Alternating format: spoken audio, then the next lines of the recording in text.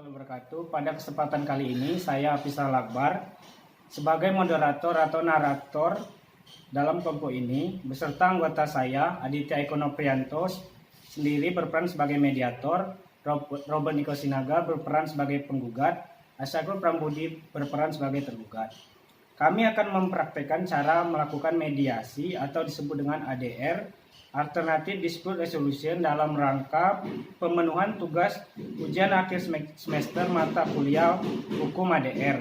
Dosen pengampu Ibu Nurhani Fitria SHMH dan Bapak Andri Harijanto SHMSI. Selamat menyaksikan. Selamat siang, Bapak-Bapak yang saya hormati. Sebelum kita melakukan mediasi, izinkan saya memperkenalkan diri terlebih dahulu. Nama saya Aditya Eko Noprianto SHMH sebagai mediator yang telah dipilih Bapak-Bapak sekalian. Selanjutnya, kepada Bapak-Bapak, baik itu pihak tergugat maupun tergugat, saya berikan kesempatan untuk memperkenalkan diri masing-masing. Silakan untuk terlebih dahulu pihak penggugat. Perkenalkan, nama saya Robert Niko Sinaga sebagai penggugat dalam kasus ini. Dan perkenalkan, nama saya Asyakur Prambudi, saya berperan sebagai tergugat di dalam kasus ini. Baiklah, langsung saja saya jelaskan bahwa berdasarkan Peraturan Mahkamah Agung Nomor 1 Tahun 2008 tentang prosedur mediasi di pengadilan, dalam pasal 4 disebutkan bahwa semua sengketa perdata diajukan tingkat pertama wajib lebih dahulu diupayakan penyelesaiannya melalui perdamaian dengan bantuan seorang mediator. Dan pada sidang kali ini, sepakat telah menunjuk saya sebagai mediator dalam kasus ini. Selanjutnya saya akan menerangkan terlebih dahulu tentang mediasi. Mediasi adalah suatu alternatif penyelesaian sengketa di mana kedua belah pihak saling berdialog, berunding untuk menentukan titik temu. Saya selaku sebagai mediator akan memfasilitasi negosiasi ini. Namun sebelum saya memulai mediasi, saya akan menjelaskan tahapan-tahapan mediasi. Di antaranya, 1. Saya memberikan penyelesaian kepada para pihak untuk bergantian. 2. Saya akan mencari kesepahaman awal dari kedua belah pihak. 3. Saya mendefinisikan, menentukan agenda pembicaraan. Dan 4. Setelah itu kita masuk dalam tahap negosiasi. Kelima, apabila negosiasi mencari kesepakatan, kita akan menyusun kesepakatan akhir. Baiklah, bagaimana? Apakah pihak penggugat dan tergugat setuju dengan kesepakatan tersebut? Saya setuju, Pak, dari diri saya. Saya juga setuju, Pak. Baiklah, kita mulai mediasi pada siang hari ini. Bagaimana kalau kita mendengar dari Bapak Robert Niko Sinaga terlebih dahulu untuk menyampaikan keterangan? Bagaimana Bapak Asyakur? Ya, Pak, silakan. Silakan Pak Robert. Terima kasih, Pak, atas kesempatannya. Begini, Bapak Asyakur sampai saat ini masih terikat pada perjanjian hutang piutang dengan saya. Padahal di dalam surat perjanjian Bapak Asyakur ini, kami telah sepakat untuk melunasi semua hutang piutang beserta bunganya pada tanggal 6 Januari 2021. Namun, sampai pada saat ini, pada saat jatuh tempo hari ini, tergugat tidak mau melunasi hutangnya. Saya telah beberapa kali melayangkan surat somasi sebagai peringatan kepada tergugat Asyakur. Namun sampai sekarang, saya tidak mendapatkan kejelasan apa-apa dari Bapak Asyakur ini. Baiklah, artinya Bapak kecewa atas kejadian ini. Betul, Pak, saya sangat kecewa, Pak. Dan Bapak menginginkan agar pembayaran cepat dilakukan. Betul begitu, Pak? Iya, betul, Pak. Karena hutang Bapak Asyakur ini terbilang cukup besar. Dan dalam surat perjanjian tersebut, sepakat untuk segera melunasi hutang piutang beserta bunga pada saat jatuh tempo. Baiklah, setelah kita mendengar penjelasan dari Bapak Robert, selanjutnya saya akan berikan kepada Bapak Asyakur untuk menyampaikan hal-hal yang perlu kita ketahui. Silakan, Pak. Baiklah, Pak. Terus terang, Pak, saya sangat kecewa atas tindakan Bapak Robert ini. Apakah ia tidak ada jalan lain melakukan gugatan? Masih banyak jalan lain yang benar-benar bisa kita lalui.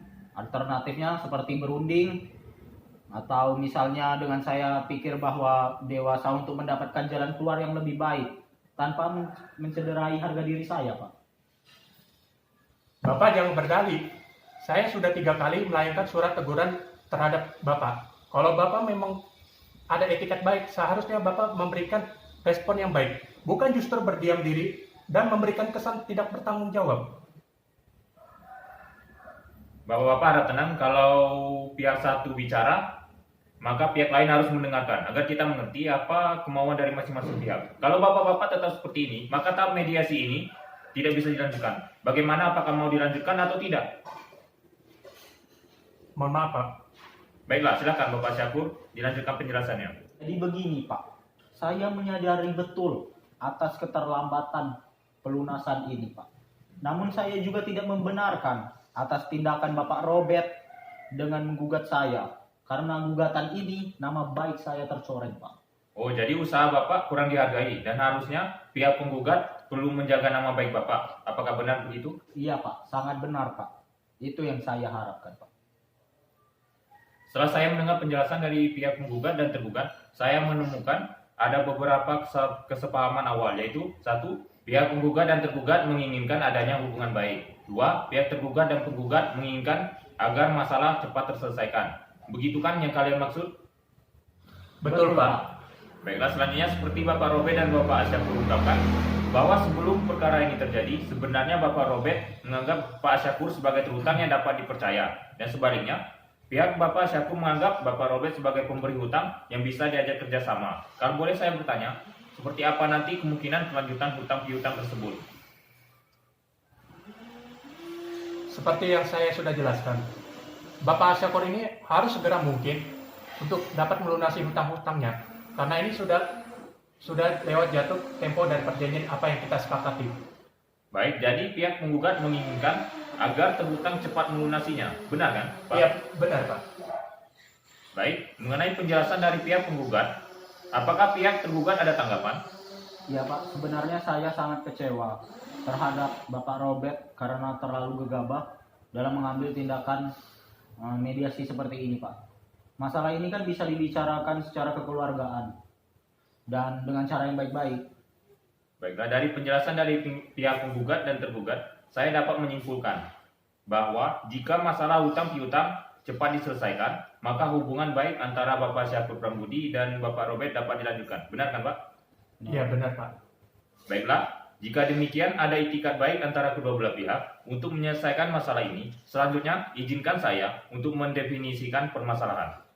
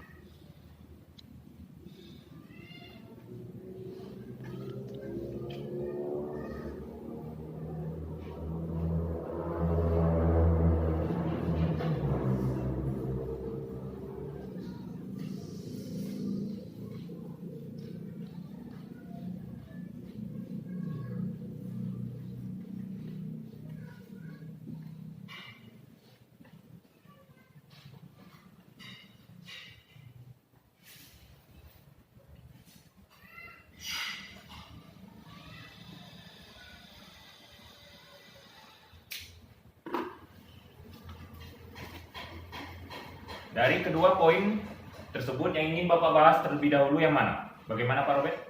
Yang jelas saya menginginkan Pak Syakur ini segera mungkin dapat melunasi hutang-hutangnya. Baiklah Pak, selanjutnya pihak tergugat bagaimana menurut Bapak? Terus terang, Pak, mengenai pelunasan hutang-hutang ini, saya mendapat kesulitan. Saya pikir kita akan bahas dari nama baik terlebih dahulu. Bagaimana pihak penggugat? Apakah dari pihak penggugat ada pertimbangan lain? Pak, saya setuju untuk membicarakan nama baik terlebih dahulu, terutama kepada Bapak Syakur. Agenda pertama kita akan membahas nama baik atau hubungan baik antara pihak penggugat dan tergugat. Selanjutnya baru kita akan membahas mengenai pembayarannya. Apakah saudara-saudara sekalian setuju? Ya, Pak, saya setuju. Iya, saya juga setuju, Pak. Baiklah, setelah kedua pihak setuju untuk membicarakan nama baik terlebih dahulu, maka selanjutnya saya akan berikan kesempatan pada pihak penggugat dan pihak tergugat untuk mengajukan usulan mengenai pemecahan masalah ini. Kira-kira siapa yang terlebih dahulu mau mengemukakan usulannya? Apakah Bapak Robert Niko Sinaga terlebih dahulu atau Bapak Syakur terlebih dahulu mempunyai usul untuk penyelesaian masalah ini? Dari saya dulu, Pak. Sebetulnya hubungan saya dengan Pak Syakur ini sebelumnya cukup baik, sehingga saya percaya untuk memberi pinjaman uang dengan jumlah yang cukup besar. Namun, lama-kelamaan pada kenyataannya, Pak Asyakur ini justru memanfaatkan kebaikan saya. Hal ini menurut saya sulit saya terima, Pak. Bagaimana dengan Bapak Syakur? Dalam hal pelunasan hutang-hutang ini, Pak, pasti akan saya lunasi. Tetapi saya harap tidak dalam waktu dekat seperti ini, Pak. Karena saya sedang mengalami kesulitan dalam keuangan. Harap pengertiannya, Pak.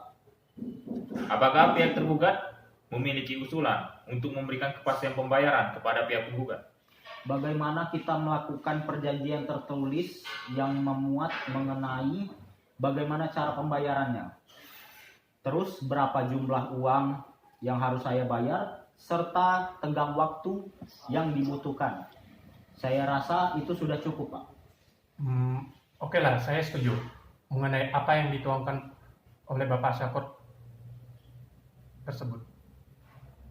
Baiklah, sebelumnya kalau boleh saya menyampaikan, baik pihak penggugat dan pihak tergugat sama-sama menginginkan adanya kelanjutan hubungan baik di kemudian hari.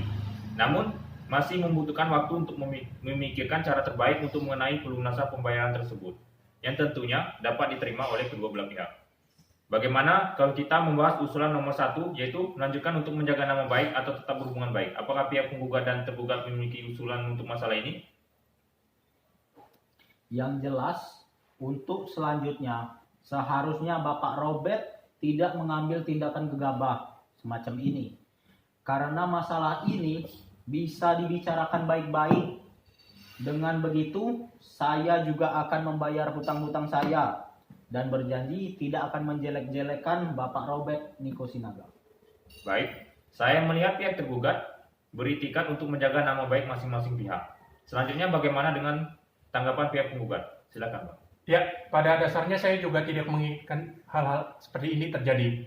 Kalau memang ada kejelasan dari pihak Bapak Syakur mengenai pelunasan hutang piutang, maka saya tidak akan melakukan hal ini, Pak. Dari penjelasan pihak, saya melihat pihak penggugat dan pihak tergugat sepakat untuk tetap menjaga nama baik atau hubungan baik.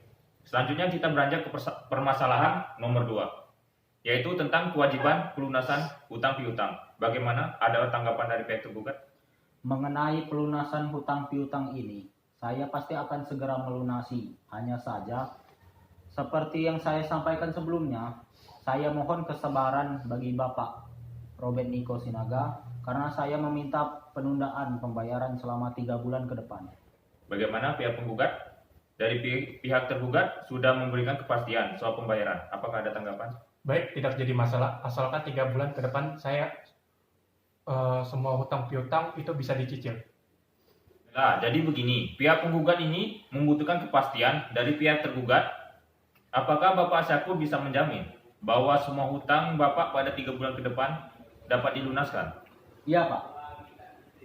Jadi begini, awal saya berhutang kepada Bapak Robert ini untuk keperluan penambahan modal usaha saya.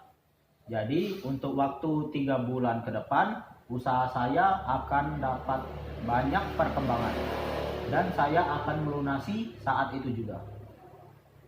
Menurut saya, usulan dari pihak tergugat sudah cukup konkret.